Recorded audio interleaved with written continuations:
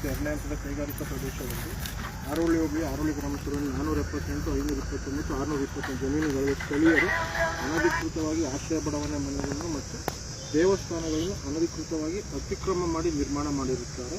ಆದ್ದರಿಂದ ಸದರಿ survey number ಚಿಹ್ನೆಗಳಿರುವ ಅನಧಿಕೃತ ಮನೆಗಳು, ದೇವಸ್ಥಾನ ತೆರವುಗೊಳಿಸಿ ಮತ್ತು ಇತರೆ ಯಾವುದೇ ತಂತ್ರಗಾರರು ಇದ್ದಲ್ಲಿ ಬಗೆಹರಿಸಿ ನೀಡುವ ನಿಬಂಧನೆಗಳು ಹೊತ್ತು ಸರ್ಕಾರಿ ಜಮೀನನ್ನು ಮಂಡಳಿಗೆ ಹಸ್ತಾಂತರ ಮಾಡಿಕೊಳ್ಳಲಾಗಿದೆ. ಇದನ್ನೆಲ್ಲ ನೀವು ಮಾಡಿಕೊಡಿ ಅಂತ ನಿಬಂಧನೆ ಹಾಕಿ KDB ಅವರು ನಮ್ಮ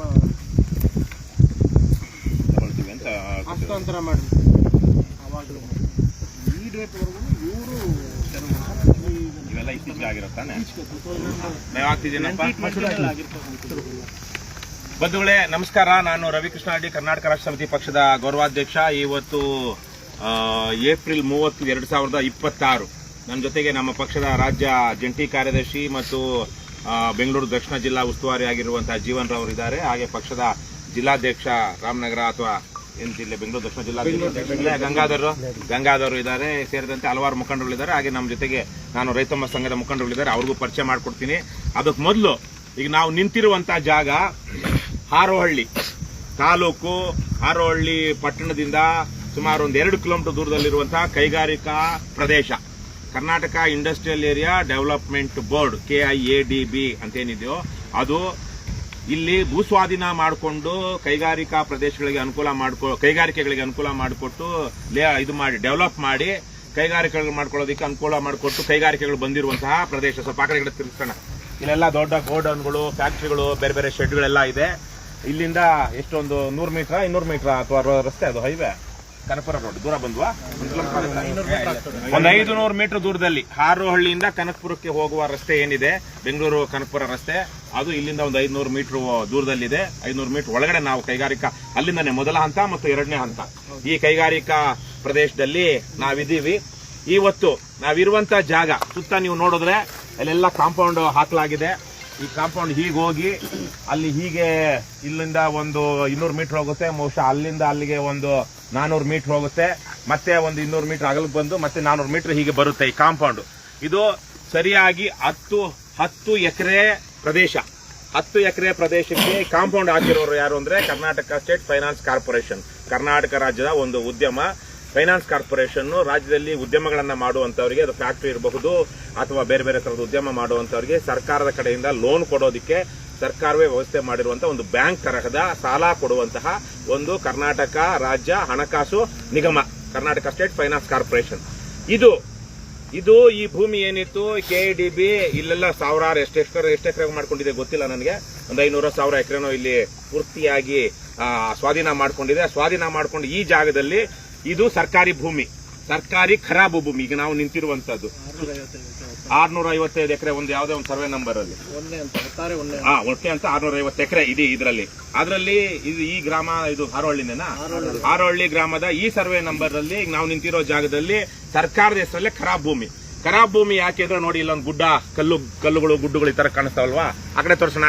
ಲೊಕೇಶನ್ ನನ್ನೆಲ್ಲ ನೋಡೋದು ಅಲ್ಲಿ ಈ ತರಕ್ಕೆ ಉಳುಮೆ ಮಾಡಲಾಗದ, ಮತ್ತೆ ಅಲ್ಲಿ ಉಳುಮೆ ಮಾಡಲಾಗದ ಕಾರಣಕ್ಕಾಗಿ ಸರ್ಕಾರಕ್ಕೆ ಕಂದಾಯ ಕಟ್ಟಬೇಕಾಗಿಲ್ಲ. ಖರಾಬ್ ಅಂದ್ರೆ ಏನು? ಬೇಕಾರ್, ಖರಾಬ್ ಏನಪ್ಪ ಕನ್ನಡದಲ್ಲಿ ಏನಂತಾರಣ್ಣ? ನಿರುಪಯುಕ್ತ ಅಂತ ಸರಿಯಾಗಿ ಹೇಳ್ಬೇಕಾದ್ರು, ನಿರುಪಯುಕ್ತ, ಉಪಯೋಗಕ್ಕೆ ಬಾರದ್ದು ಅಂತ, ವೇಸ್ಟ್ ಲ್ಯಾಂಡ್ ಅಂತ. ಅದರಲ್ಲಿ ಆ ಖರಾಬು ಭೂಮಿಯನ್ನ ಆ ಸ್ಥಳೀಯ ಆ ಪಕ್ಕದ ಜಮೀನು ಯಾರು ಇರ್ತಾರೆ ಅವ್ರಿಗೆ ಹೊಂದಿಸಿಟ್ಟಿರ್ತಾರೆ. ಯಾಕಂದ್ರೆ ಅವರು ಅದರ ಸ್ವಾಧೀನದಲ್ಲಿರ್ತಾರೆ. ಆದ್ರೆ ಅದರಲ್ಲಿ ಉಳುಮೆ ಮಾಡ್ಕೊಳಕ್ ಆಗದೆ ಇರೋದ್ರಿಂದ ಅವರು ಅದನ್ನ ಆ ಸರ್ಕಾರಕ್ಕೆ ಅಷ್ಟು ಭಾಗಕ್ಕೆ, ಈ 3 ಎಕರೆನಲ್ಲಿ 2 ಎಕರೆ ಕಂದಾಯ ಕಟ್ತಾ ಇದೆ, ಇನ್ನೊಂದು ಎಕರೆ ಖರಾಬ್ ಇತ್ತು ಅಂದ್ರೆ ಆ ಖರಾಬ್ ಜಮೀನನ್ನ ಮತ್ತೆ ಇವ್ರು ಯಾವತ್ತಾದ್ರೂ ಸರಿ ಮಾಡ್ಕೊಂಡು ಉಳುಮೆ ಮಾಡೋದಿಕ್ಕೆ ಆಯ್ತು ಅಂದ್ರೆ ಮತ್ತೆ ಅವ್ರ ಹೆಸರಿಗೆ ಬರುತ್ತೆ. ಆದ್ರೆ ಆ ತರಹದ ಈ ಖರಾಬ್ ಭೂಮಿ ಇದು ಸರ್ಕಾರದ ಹೆಸರಲ್ಲೇ ಇತ್ತು. ಖರಾಬ್, ಎ ಖರಾಬ್, ಬಿ ಖರಾಬ್ ಅಂತಾರೆ. ಅದರಲ್ಲಿ ಎ ಖರಾಬ್ ಅಲ್ಲಿ ಅದು ಏನು ಈ ತರಕ್ಕೆ ಏನೂ ಬೆಳಿಲಾರ್ದಂತಹದ್ದು, ಅದು ಅವ್ರ ಹೆಸರಲ್ಲೇ ಇರುತ್ತೆ. ಅವ್ರೇನಾದ್ರೂ ಅದನ್ನ ಸರಿ ಮಾಡ್ಕೊಂಡು ಉಳುಮೆ ಮಾಡೋದಕ್ಕೆ ಉಪಯೋಗಿಸೋದಕ್ಕೆ ಬಂದಾಗ ಆ ಖರಾಬನ್ನ ವಜಾ ಮಾಡಿ ಆ ಜಮೀನನ್ನ ಅವ್ರ ಹೆಸರು ಕೂರಿಸ್ತಾರೆ. ಬಿ ಖರಾಬ್ ಅಂದ್ರೆ ಅದು ಅವರ ಸ್ವಾಧೀನದಲ್ಲಿರಬಹುದು, ಆದ್ರೆ ಅದು ಸರ್ಕಾರ ಯಾವಾಗ ಬೇಕಾದದನ್ನ ರಸ್ತೆಗೆ ಅದಕ್ಕೇನು ನಿಗದಿ ಮಾಡಿರ್ತಾರೋ ರಸ್ತೆ, ಕಾಲುವೆ ಅಂತ ಅದನ್ನ ಬಳಸೋದಿಕ್ಕೆ ಯಾವ ತರಕ್ಕೂ ಅಡ್ಡ ಹಾಕೋದಿಕ್ಕಾಗೋದಿಲ್ಲ. ಅದು ಸಂಪೂರ್ಣವಾಗಿ ಸಾರ್ವಜನಿಕರ ಸ್ವತ್ತು ಬಿ ಖರಾಬ್ ಅನ್ನುವಂಥದ್ದು. ಎ ಖರಾಬ್ ಅನ್ನುವಂತಹದ್ದು ಖಾಸಗಿಯವರ ಸ್ವತ್ತು. ಆದ್ರೆ ಅಲ್ಲಿ ಯಾವುದೇ ಡೆವಲಪ್ಮೆಂಟ್ ಕೆಲಸ ಮಾಡಬೇಕು ಅಂದ್ರೂ ಅದು ಖರಾಬಿಂದ ಬೇರ್ಪಡಿಸಿ, ಅಂದ್ರೆ ಅದು ಜಾಗವನ್ನ ಸರಿ ಮಾಡ್ಕೊಂಡು ಮಾಡಬೇಕು. ಇದು ಆದ್ರೆ ಇದು ಖರಾಬ್ ಜಮೀನು, ಸರ್ಕಾರದ ವಶದಲ್ಲೇ ಇತ್ತು. ಇದನ್ನ ಇಲ್ಲಿ ಬೇರೆ ಬೇರೆ ಸರ್ವೆ ನಂಬರ್ಗಳಲ್ಲಿ ವಶಪಡಿಸಿಕೊಂಡು ಒಂದು 27 ಎಕರೆ 28 ಎಕರೆ ಮಾಡಿಕೊಂಡು ಅದರಲ್ಲಿ 10 ಎಕರೆಯನ್ನ ಸರಿಯಾಗಿ 10 ವರ್ಷಗಳಿಂದ KSFC ಕೊಡ್ತಾರೆ. KSFC ಅದು ಯಾಕೆ ಕೊಟ್ರು ಏನು ಕೊಟ್ರು ಅಂತ ನನಗೆ ಗೊತ್ತಿಲ್ಲ. KSFCಗೆ ಇಂತಹ ಜಾಗದಲ್ಲಿ 10 ಎಕರೆ ಭೂಮಿ ಯಾಕೆ ಬೇಕಾಗಿತ್ತು ನಮಗೆ ಗೊತ್ತಿಲ್ಲ. ಯಾಕಂದ್ರೆ ಇದು ಯಾವುದೋ ಇಂಡಸ್ಟ್ರಿ ಬರೋದಿಲ್ಲ. KSFC ಅವರು ಅವರೇ ಸ್ವತಃ ಯಾವುದೇ ಉದ್ಯಮ ನಡೆಸೋದಿಲ್ಲ, ಯಾವುದೇ ಇಂಡಸ್ಟ್ರಿ ಮಾಡೋದಿಲ್ಲ, ಯಾವುದೇ ಫ್ಯಾಕ್ಟರಿ ಮಾಡೋದಿಲ್ಲ. ಆದ್ರೆ ಅವ್ರಿಗೆ ಯಾವ ಕಾರಣಕ್ಕಾಗಿ ಕೊಟ್ಟರು ಒಟ್ಟಿನಲ್ಲಿ KSFCಗೆ ಮುಂದಿನ ದಿನಗಳಲ್ಲಿ ಯಾವತ್ತಾದ್ರು ಬೇಕಾಗುತ್ತೆ ಅಂತೇಳಿ ಸಪರೇಟ್ ಆಗಿ ಅದನ್ನ ಇದು ಮಾಡಿ ಇಲ್ಲಿ ಸ್ಯಾಂಕ್ಷನ್ ಮಾಡಿದ್ದಾರೆ. KSFC ಅವರು ಇಲ್ಲಿ ತನಕ ಇಲ್ಲಿ ಯಾವುದೇ ಡೆವಲಪ್ಮೆಂಟ್ ಕೆಲಸ ಮಾಡಿಲ್ಲ. ಈ ಮಧ್ಯದಲ್ಲಿ ಇದು KSFC ಈ ತರಕ್ಕಿರುವಾಗ ಪ್ರೈಮ್ ಲ್ಯಾಂಡ್ ಇವತ್ತು ಇಲ್ಲಿ 2 ಎಕರೆ ಜಮೀನನ್ನ ನಾವು ನಿಂತಿರುವ ಜಾಗವನ್ನ ದೊಡ್ಡ ದೊಡ್ಡ ಭೂಗಳರು, ದೊಡ್ಡ ದೊಡ್ಡ ರಾಜಕಾರಣಿಗಳ ಹಿಂಬಾಲಕರು ಸೇರ್ಕೊಂಡು ಸುಳ್ಳು ದಾಖಲೆಗಳನ್ನ ಸೃಷ್ಟಿ ಮಾಡಿ ಇದರಲ್ಲಿ 2 ಎಕರೆ ನಾವು ನಿಂತಿರುವಂತ ಜಾಗವನ್ನ ಒಬ್ಬ ರಾಜಕಾರಣಿಯ ಚೇಲ ಅವನ ಹೆಸರಿಗೆ ಬರುವ ಹಾಗೆ ಮಾಡ್ಕೊಂಡು ಬಿಡ್ತಾರೆ. ಇದಕ್ಕೆ ಕೇವಲ ಯಾವುದೇ ಒಂದು ಈ ತರದ ಭೂ ಅಕ್ರಮವನ್ನ, ಭೂ ಮಾಫಿಯಾ ಮಾಡಬೇಕು ಅಂದ್ರೆ ಅದಕ್ಕೆ ಸರ್ಕಾರಿ ಅಧಿಕಾರಿಗಳ ಶಾಮೀಲಿಲ್ಲದೆ, ಸರ್ಕಾರಿ ಅಧಿಕಾರಿಗಳ ಪಾತ್ರ ಇಲ್ಲದೆ ಮಾಡ್ಕೊಳ್ಳೋಕೆ ಸಾಧ್ಯವೇ ಇಲ್ಲ. ಹಾಗಾಗಿ ಕಂದಾಯ ಇಲಾಖೆಯ ಭ್ರಷ್ಟ ಅಧಿಕಾರಿಗಳನ್ನ, ನೀಚ ಅಧಿಕಾರಿಗಳನ್ನ, ಜನದ್ರೋಹಿ, ದೇಶದ್ರೋಹಿ ಅಧಿಕಾರಿಗಳನ್ನ ದುರ್ಬಳಕೆ ಮಾಡಿಕೊಂಡು ಯಾವುದೋ ಒಬ್ಬ ವ್ಯಕ್ತಿ ಯಾವತ್ತೂ ಇಲ್ಲಿ ಉಳುಮೆ ಮಾಡಿಲ್ಲದ ವ್ಯಕ್ತಿಯ ಹೆಸರಿಗೆ ಈ ಜಮೀನು ಹೋಗುವ ಹಾಗೆ ಮಾಡಿಕೊಂಡು ಆತನ ಹೆಸರಿಗೆ ಹೋಗುತ್ತೆ, ಆಗ ಪೋಡಿಗೆ ಅಪ್ಲೈ ಮಾಡುತ್ತೆ ಅನ್ನುವಂತ ಸಂದರ್ಭದಲ್ಲಿ ಆತನಿಂದ ಒಬ್ಬ ರವಿ ಅನ್ನುವಂತ ಒಬ್ಬ ವ್ಯಕ್ತಿ ಅದನ್ನ GPA ಮಾಡಿಸ್ಕೊಂಡು ಸರ್ಕಾರದ ವತಿಯಿಂದ ಇದು 2 ಎಕರೆ ಆ ವ್ಯಕ್ತಿಗೆ ಹೋಗುವ ಹಾಗೆ ಮಾಡಿಕೊಂಡು ರಿಜಿಸ್ಟ್ರೇಷನ್ ಆದ ತಕ್ಷಣಕ್ಕೆ ಈಗ ಆ ಖಾಸಗಿ ವ್ಯಕ್ತಿ ರವಿ ಅನ್ನುವಂತ ವ್ಯಕ್ತಿಗೆ ಹೋಗುತ್ತೆ. ಈ ರವಿ ಅನ್ನುವಂತ ವ್ಯಕ್ತಿ ಯಾರು ಅಂದ್ರೆ ಕರ್ನಾಟಕದ ಈ ಹೊತ್ತಿನ ಉಪಮುಖ್ಯಮಂತ್ರಿ DK ಶಿವಕುಮಾರ್ ಅವರ ಬಲಗೈ ಬಂಟನೋ ಎಡಗೈ ಬಂಟನೋ ಯಾವ ಬಂಟನೋ ಗೊತ್ತಿಲ್ಲ, ಒಟ್ಟಿನಲ್ಲಿ ಅವರೊಬ್ಬ ಚೇಲ ಅಂತ ನಮಗೆ ಗೊತ್ತಿರುವಂತಹ ಮಾಹಿತಿ. ಸೊ ಇದೆಲ್ಲ ನೋಡಿದಾಗ DK ಶಿವಕುಮಾರ್ ಅವರ ಪಾತ್ರ ಪ್ರತ್ಯಕ್ಷ ಅಥವಾ ಪರೋಕ್ಷ ಪಾತ್ರ ಇಲ್ಲದೆ ಇದನ್ನ ಮಾಡ್ಕೊಳ್ಳೋಕೆ ಸಾಧ್ಯನೇ ಇಲ್ಲ ಈ ತರಹದ ಅಕ್ರಮಗಳನ್ನ ಅಂತ. ಈ ಸಂದರ್ಭದಲ್ಲಿ ಸರ್ಕಾರಿ ಅಧಿಕಾರಿಗಳೇ ಒಂದಷ್ಟು ಜನ ರೈತ ಸಂಘದವರು ಮಾಡಿದ ಹೋರಾಟದಿಂದಾಗಿ ಸರ್ಕಾರಿ ಅಧಿಕಾರಿಗಳೇ ಇಲ್ಲೇನೇನೆಲ್ಲ ಅಕ್ರಮ ಆಗಿದೆ ಅಂತ ಹೇಳಿ ಇವತ್ತು ಈ ಭೂಮಿ ಬಹಳ ದೊಡ್ಡ ಹೋರಾಟ ನಡೆದು ಈ ಭೂಮಿ ಮತ್ತೆ ಇವತ್ತು ಸರ್ಕಾರದ ವಶಕ್ಕೆ ಬಂದಿದೆ. ಅಂದ್ರೆ ಈಗ KSFC ಇದನ್ನ ಮುಂದಕ್ಕೆ ಏನೋ ಮಾಡುತ್ತೆ, ಅವ್ರು ಭದ್ರ ಮಾಡ್ಕೊಳ್ತಾರೆ. ಆದ್ರೆ ನಾವು ಕೇಳ್ತಾ ಇರುವಂತಹದ್ದು, ಇಷ್ಟು ಅಕ್ರಮಗಳನ್ನ ಮಾಡಿರುವಂತಹ ಬದ್ಮಾಶ್ ಸರ್ಕಾರಿ ಅಧಿಕಾರಿಗಳ ಮೇಲೆ ಉನ್ನತ IAS ಅಧಿಕಾರಿಯೇ ಕ್ರಿಮಿನಲ್ ಪ್ರಕರಣ ದಾಖಲಿಸಿ ಎಂದಿದ್ರು, ಇಲ್ಲಿ ತನಕ ಕ್ರಿಮಿನಲ್ ಪ್ರಕರಣ ದಾಖಲಿಸಿಲ್ಲ.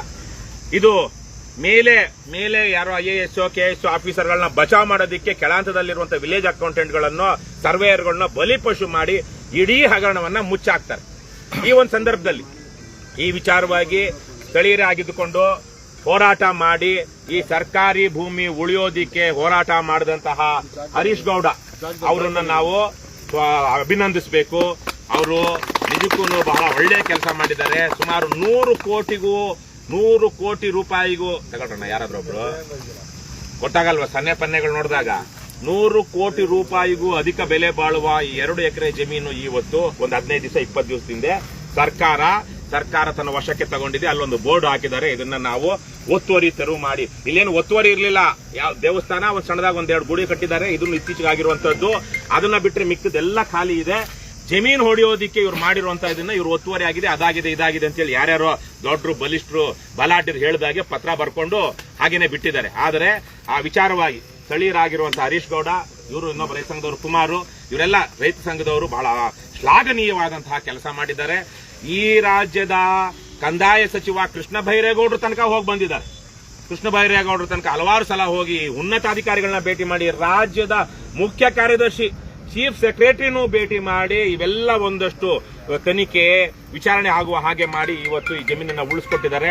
ಅವರಿಗೆ ನಾವು ಕರ್ನಾಟಕ ರಾಷ್ಟ್ರ ಸಮಿತಿ ಪಕ್ಷದ ವತಿಯಿಂದ, ರಾಜ್ಯದ ಜನರ ವತಿಯಿಂದ ಅಭಿನಂದನೆಗಳನ್ನ ಮತ್ತು ಧನ್ಯವಾದಗಳನ್ನ ತಿಳಿಸ್ತೀವಿ.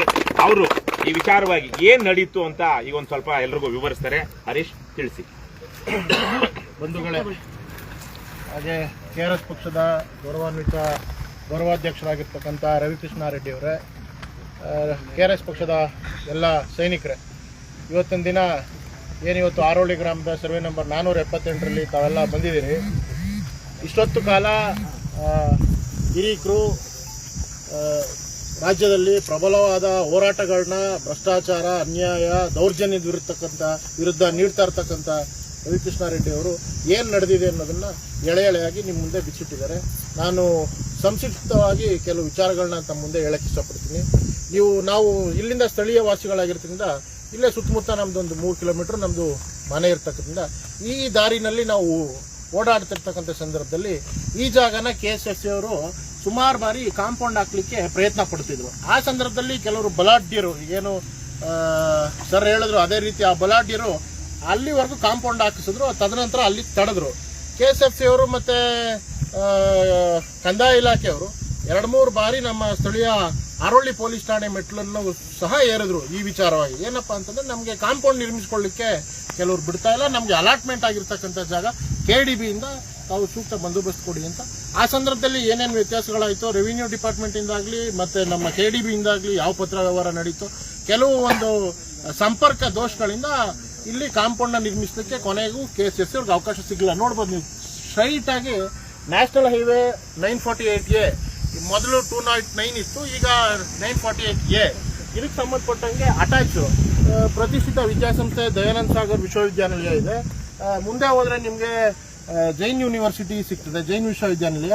ನೀವು ಇಲ್ಲಿಂದ ಕೇವಲ ಒಂದು 7 ಕಿಲೋಮೀಟರ್ ಹೋಯ್ತು ಅಂದ್ರೆ ಇವತ್ತು ಏನು ರಾಜ್ಯ ಸರ್ಕಾರ ನಮ್ಮ ಉಪಮುಖ್ಯಮಂತ್ರಿಗಳು ನಾನು ಮೆಗಾ ಸಿಟಿ AICT ಮಾಡಬೇಕು ಅಂತ ಹೊರಟಿದ್ದಾರೆ. ಬಿಡದಿ ಟೌನ್ಶಿಪ್ ಇಲ್ಲಿಂದ ಕೇವಲ 7 ಕಿಲೋಮೀಟರ್ ಮಾತ್ರ ಇರ್ತಕ್ಕಂಥದ್ದು, 7ರಿಂದ 8 ಕಿಲೋಮೀಟರ್ ಮಾತ್ರ ಇರ್ತಕ್ಕಂಥದ್ದು. ಇದು ನಮ್ಮ ಗಮನಕ್ಕೆ ಬಂದಾಗ ನಾವು ಮಾಹಿತಿ ಹಕ್ಕಿನಲ್ಲಿ ದಾಖಲಾತಿಗಳಿಗೋಸ್ಕರ ನಾವು ಅರ್ಜಿ ಸಲ್ಲಿಸ್ತೀವಿ. ಆ ಸಂದರ್ಭದಲ್ಲಿ ತಾಲೂಕು ಕಚೇರಿಗೆ ಕಡತವನ್ನು ಪರಿಶೀಲನೆ ಮಾಡಬೇಕು ಅಂತ ಅರ್ಜಿ ಸಾಕ್ತಾಗ ನಾನು ಹೋಗಿ ಕಡತವನ್ನು ಪರಿಶೀಲನೆ ಮಾಡ್ತೀನಿ. ಆ ಪರಿಶೀಲನೆ ಮಾಡಿದಂಥ ಸಂದರ್ಭದಲ್ಲಿ ಅಲ್ಲಿರ್ತಕ್ಕಂಥ ಕೆಲವಾರು ದಾಖಲಾತಿಗಳು ಮೇಲ್ನೋಟಕ್ಕೆ ನಮಗೆ ಕ್ರಿಯೇಟೆಡ್ ಡಾಕ್ಯುಮೆಂಟ್ ಥರ ಕಾಣ್ತದೆ. ಯಾಕೆಂತಂದರೆ 1968ರಲ್ಲಿ ಮಂಜೂರಾತಿ ಡಾಕ್ಯುಮೆಂಟ್ಗಳು ನಮ್ಮೆಲ್ಲರಿಗೂ ಗೊತ್ತು, ಇವತ್ತು ತಾಲೂಕು ಆಫೀಸಲ್ಲಿ ಲಭ್ಯನೇ ಇರೋದಿಲ್ಲ. 1968ರಲ್ಲಿ ದರಖಾಸ್ತಲ್ಲಿ ಮಂಜೂರಾಗಿರ್ತಕ್ಕಂಥ ಈ ಕಡತ ಇವತ್ತು ಈ ರೀತಿ ಏನು ನನ್ನ ಕೈಲಿದೆ ಈ ಥರ ಫ್ರೆಶ್ ಹಾಳೆ ರೀತಿ ಇರ್ತಕ್ಕಂಥದ್ದು ಅದು ಸಾಧ್ಯನೇ ಇಲ್ಲ ಇವತ್ತು. ಯಾಕೆಂತಂದರೆ ನಾವು 2000 ಇಸ್ವಿ ಡಾಕ್ಯುಮೆಂಟ್ಸ್ ಕೇಳಿದ್ರೆ ಇವತ್ತು ತಾಲೂಕು ಕಚೇರಿಗಳಿರ್ಬೋದು ಈ ಥರ ಕಂದಾಯ ಅಧಿಕಾರಿಗಳು ನಮ್ಮ ಲಭ್ಯ ಇಲ್ಲ ಅಂತ ಕೊಡ್ತಕ್ಕಂಥದ್ದು ಅವ್ರಿಗೆ ವಾಡಿಕೆ ಆಗಿದೆ. ಬಟ್ ಅದು ತುಂಬ ಫ್ರೆಶ್ ರೀತಿ ಇರ್ತು, ಗರಿಗರಿಯಾಗಿದ್ದಂಥ ಸಂದರ್ಭದಲ್ಲಿ ನಾವು ಅದನ್ನು ಸರ್ಟಿಫೈಡ್ ಕಾಪಿಗೆ ತೊಗೊತೀವಿ. ಸರ್ಟಿಫೈಡ್ ಕಾಪಿ ತೊಗೊಂಡು ನಾನು ಇಮಿಡಿಯೇಟ್ ಆಗಿ KDB ಲೆಟ್ರು ಕೂಡ ಅದರಲ್ಲಿ ಇರ್ತದೆ, ನಮ್ಮ ವ್ಯಾಪ್ತಿಗೆ ಬರ್ತದೆ ಅಂತ KDB ಅವರು 2023ರಲ್ಲೇ ತಾಲೂಕು ಕಚೇರಿಗೆ ಲೆಟರ್ ಬರೆದಿರ್ತಾರೆ. ಅದಕ್ಕೆ ಮುಂಚೆ ತಾಲೂಕು ವಿಭಜನೆ ಆಗೋದಕ್ಕೆ ಮುಂಚೆ ಹಾರೋಳ್ಳಿ ಕನಕಪುರ ತಾಲೂಕು ಏನಿತ್ತು ಆ ಸಂದರ್ಭದಲ್ಲಿ ಕನಕಪುರ ತಹಶೀಲ್ದಾರ್ ಮತ್ತು ರಾಮನಗರ ಅಂದಿನ ಉಪವಿಭಾಗಾಧಿಕಾರಿಗಳಿಗೆ 2016, 17, 18 ಕಂಟಿನ್ಯೂಸ್ ಆಗಿ ಹಲವಾರು ಲೆಟರ್ನ KDB ಬರಿತಾ ಬರ್ತದೆ. ಈ ಪ್ರದೇಶದಲ್ಲಿ ಒತ್ತುವರಿ ಸಾಧ್ಯತೆಗಳಿರ್ತದೆ, ಇದು ಭೂಸ್ವಾಧೀನ ಆಗಿದೆ, ನಮಗೆ KDB ಅಂತ ಪಾಣಿಯ ಇಂಡೀಕರಣ ಮಾಡಿ ಅಂತ ಸುಮಾರು 7-8 ಬಾರಿ ಅಲ್ಲಿನ SLOಗಳು ಲೆಟರ್ಗಳು ಬರೆದಿರ್ತಾರೆ.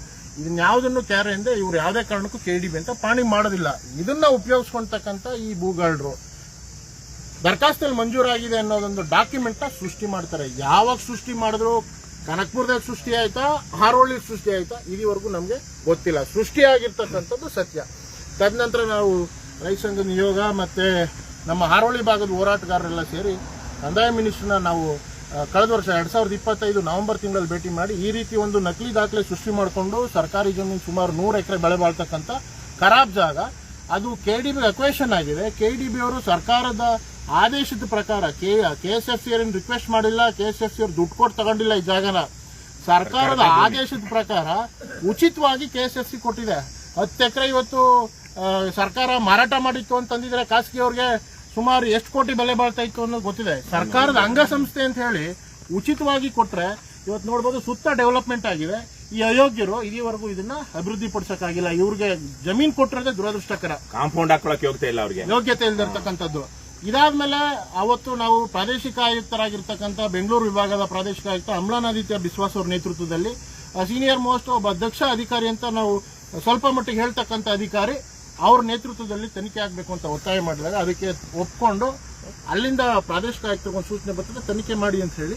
ತದನಂತರ ನಮ್ಮ ರಾಮನಗರ ಜಿಲ್ಲಾಧಿಕಾರಿಗೆ ಪ್ರಾದೇಶಿಕ ಆಯುಕ್ತರ ಕಚೇರಿಯಿಂದ ವರದಿನ ಕೇಳ್ತಾರೆ. ಈ ರೀತಿ ದೂರು ದಾಖಲಾಗಿದೆ, ತಮ್ಮ ಅಭಿಪ್ರಾಯ ಮತ್ತು ಮಂಜೂರಾತಿ ನೈಜತೆ ಬಗ್ಗೆ 7 ದಿನದಲ್ಲಿ ನನಗೆ ವರದಿ ಕೊಡಿ ಅಂತ ಕೇಳಿದ್ರೆ ನಮ್ಮ ಜಿಲ್ಲಾಧಿಕಾರಿಗಳು, ಘನತೆವೆತ್ತ ಜಿಲ್ಲಾಧಿಕಾರಿಗಳು, ಅವ್ರಿಗೆ ಯಾವ ಲೆಟ್ರ್ ಬಂದ್ರೂ ಅವ್ರಿಗೆ ಯೋಗ್ಯತೆ ಇಲ್ಲ, ಯಾವುದೇ ಒಂದು ವರದಿನ ಪ್ರಾದೇಶಿಕ ಆಯುಕ್ತರಿಗೆ ಕೊಡೋದಿಲ್ಲ. ತದನಂತರ ನಾವು ಮತ್ತೊಮ್ಮೆ ಪ್ರಾದೇಶಿಕ ಆಯುಕ್ತರನ್ನ ಭೇಟಿ ಆಗ್ತೀವಿ. ಅವರೊಂದು ತಂಡ ರಚನೆ ಮಾಡ್ತಾರೆ.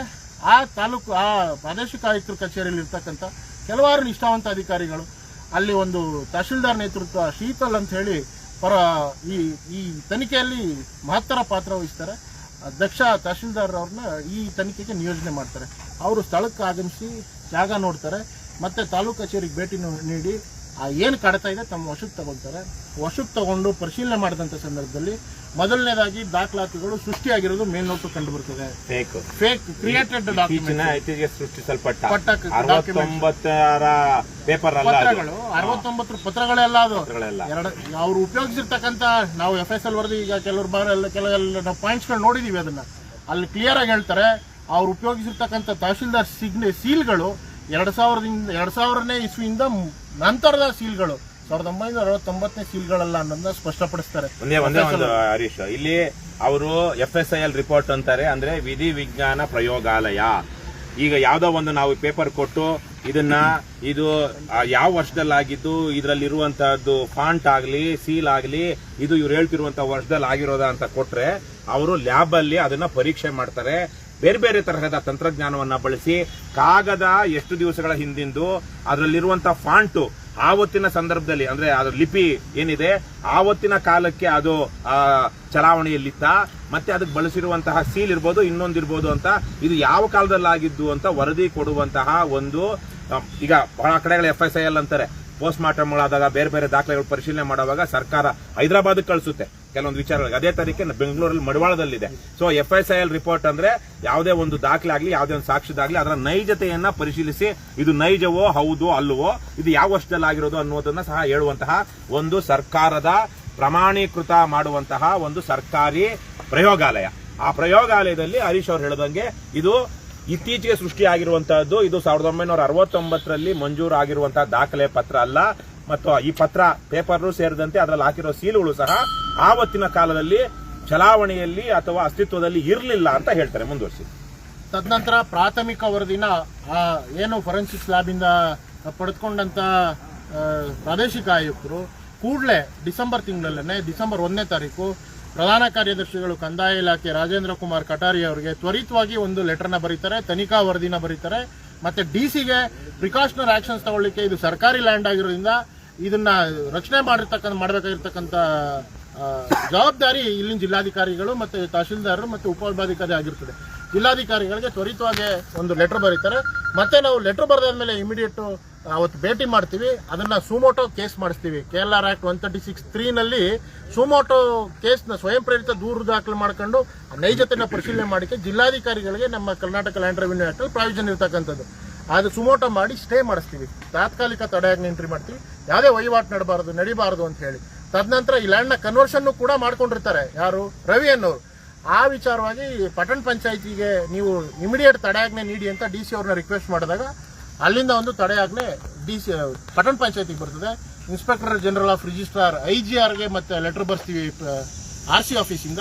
ತದನಂತರ ನಮ್ಮ ಸಬ್ ರಿಜಿಸ್ಟ್ರಾರು ರಾಮನಗರ ಡಿಸ್ಟಿಕ್ ರಿಜಿಸ್ಟ್ರಾರ್ಗೆ ಲೆಟರ್ ಕೊಡ್ತೀವಿ. ಯಾವುದೇ ನೋಂದಣಿ ಆಗದಂಗೆ ತಡಿಲಿಕ್ಕೆ ನಾವು ಪ್ರಾದೇಶಿಕ ಮನವಿ ಮಾಡ್ತೀವಿ.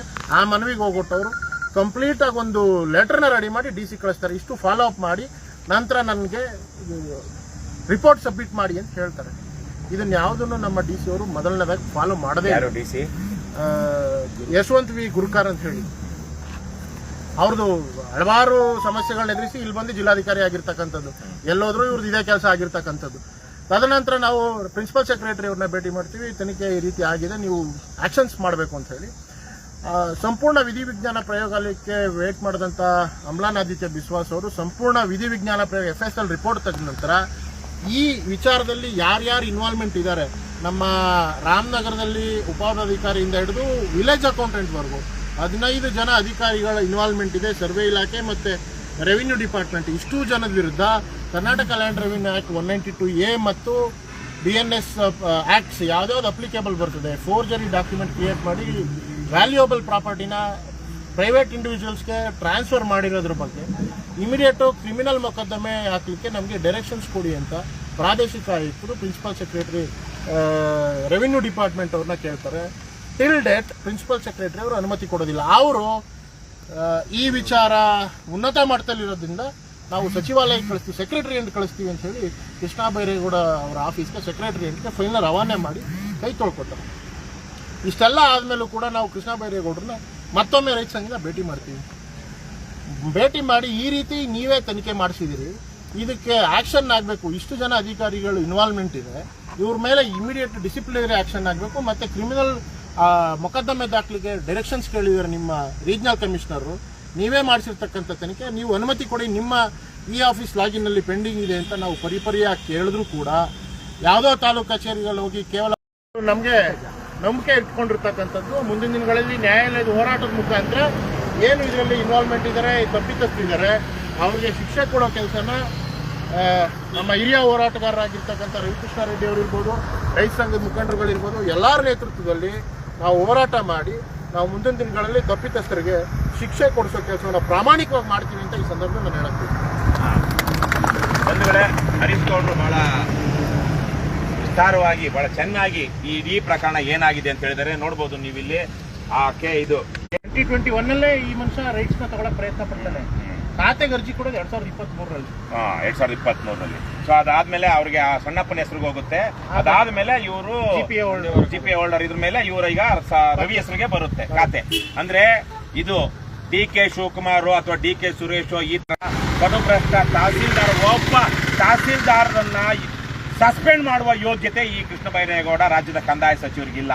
ನಾವು KRS ಪಕ್ಷದವರು ನಮ್ಮ ಕಾರ್ಯಕರ್ತರನ್ನ ಸೇರ್ಕೊಂಡು ನಮ್ಮದೇ ಫೋನ್ ಇಟ್ಕೊಂಡು ಹೇಗೆ ನಾವು ಸರ್ಕಾರಿ ಕಚೇರಿಗೆ ಹೋಗಿ ಅಲ್ಲಿರುವಂಥ ಅಕ್ರಮಗಳನ್ನ, ಭ್ರಷ್ಟಾಚಾರನ ಪ್ರಶ್ನಿಸ್ತೀವೋ ಆ ತರಕ್ಕೆ ಈ ರಾಜ್ಯದ ಕಂದಾಯ ಸಚಿವ ಹೋಗಿ ವಿಡಿಯೋಗ್ರಾಫರ್ಗಳನ್ನ ಇಟ್ಕೊಂಡು, ಫೋಟೋಗ್ರಾಫರ್ಗಳನ್ನ ಇಟ್ಕೊಂಡು ಅಲ್ಲಿ ಸಮಯಕ್ಕೆ ಸರಿಯಾಗಿ ಬರ್ಬೇಕು, ಹುಷಾರ್ ಸಸ್ಪೆಂಡ್ ಮಾಡ್ಬಿಡ್ತೀನಿ ಅನ್ನುವಂತಹ ತಹಸೀಲ್ದಾರು ಹರ್ಷವರ್ಧನ್, ಹಾರೋಹಳ್ಳಿ ತಾಲೂಕಿನ ಹಿಂದಿನ ತಹಸೀಲ್ದಾರ, ಈಗಲೂ ಇಬ್ರು ತಹಸೀಲ್ದಾರ್ಗಳನ್ನ ಅಲ್ಲಿ ವಯೋನಿವೃತ್ತಿ. ಈ ವಿಜಯಣ್ಣ ಅನ್ನೋನು ಆಲ್ರೆಡಿ ರಿಟೈರ್ಡ್ ಆಗ್ಬಿಟ್ಟಿದ್ದಾನೆ. ಬಹುಶಃ ನೆನ್ನೆ ನಾವು ಹೇಳ್ತಾ ಇದ್ವಿ, ರೊನಾಲ್ಡ್ ಕೊಲಾಸು ಅಂತ ಒಬ್ಬ ದೊಡ್ಡ ಭೂಮಾಫಿಯಾ ಭೂಗಳ ದೇವನಹಳ್ಳಿಲಿ ರಿಟೈರ್ಡ್ ಆಗಿರೋ ತಹಸೀಲ್ದಾರ್ಗಳನ್ನ, VA ಪ್ರವೀಣ್ ಕುಮಾರ್ ಅನ್ನುವಂತಹ ಇನ್ನೊಬ್ಬ ಶಿರ್ಸ್ತೆದಾರು, ಮೋಹನ್ ಕುಮಾರ್ ಅನ್ನುವಂಥ ಇನ್ನೊಬ್ಬ ಶಿರ್ಸ್ತೆದಾರು, ಅಶೋಕ್ ಲಮಾಣಿ ಅನ್ನುವಂತಹ ಗ್ರಾಮಾಡಳಿತಾಧಿಕಾರಿ ಬನ್ನಿಕುಪ್ಪೆ ವೃತ್ತ, ಅವಿನಾಶ್ ಶಿಂದೆ ಅನ್ನುವಂತಹ STA, ಹನುಮೇಗೌಡ ಅನ್ನುವಂತಹ DDLR ಡಿಸ್ಟ್ರಿಕ್ಟ್ ಬೆಂಗಳೂರು ದಕ್ಷಿಣ ಜಿಲ್ಲೆ ಉಪನಿರ್ದೇಶಕರು, ರಿಹಾನ್ ಶರೀಫ್ ಅನ್ನುವಂತಹ ತಪಾಸಕರ ಇನ್ಸ್ಪೆಕ್ಟರ್ ಸರ್ವೇದಲ್ಲಿ, ರಕ್ಷಿತ್ ಅನ್ನುವಂತಹ ಸರ್ವೇಯರ್, ನಂದೀಶ್ ಅನ್ನುವಂತಹ ತಾಂತ್ರಿಕ ಅಧೀಕ್ಷಕರು ಪ್ರಭಾರ ಭೂ ದಾಖಲೆಗಳಿಗೆ. ಇಷ್ಟು ಜನರ ಮೇಲೆ ಮೊಕದ್ದಮೆ ದಾಖಲಿಸಬೇಕು, ಕ್ರಿಮಿನಲ್ ಮೊಕದ್ದಮೆ ದಾಖಲಿಸಬೇಕು ಅಂತ ಆದಿತ್ಯ ಅಮ್ಲಾನ್ ಬಿಸ್ವಾಸ್ ಅವ್ರು ಹೇಳಿದ್ರು ಈ ಮಹಾಮಹಿಮ ಏನು ಎಲ್ಲರ ಕೈಯಲ್ಲೂ ಸ್ವಲ್ಪ ಸಜ್ಜನಿಕೆಯಿಂದ ನಡ್ಕೊಳ್ತೀನಿ ಅನ್ನೋ ರೀತಿಯಲ್ಲಿ ಬಿಂಬಿಸ್ಕೊಂಡು ಆ ಬಿಜೆಪಿಯಲ್ಲಿ ಒಬ್ಬ ಸಜ್ಜನ ರಾಜಕಾರಣಿ ನಾವು ನೋಡಿದ್ವಿ.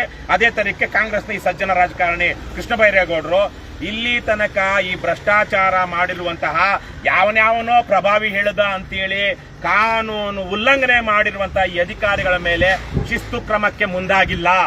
ಸಂಪೂರ್ಣವಾಗಿ ಅವರನ್ನ ರಕ್ಷಣೆ ಮಾಡ್ತಿರೋದು ಇವತ್ತು ಕೃಷ್ಣ ಬೈರೇಗೌಡ.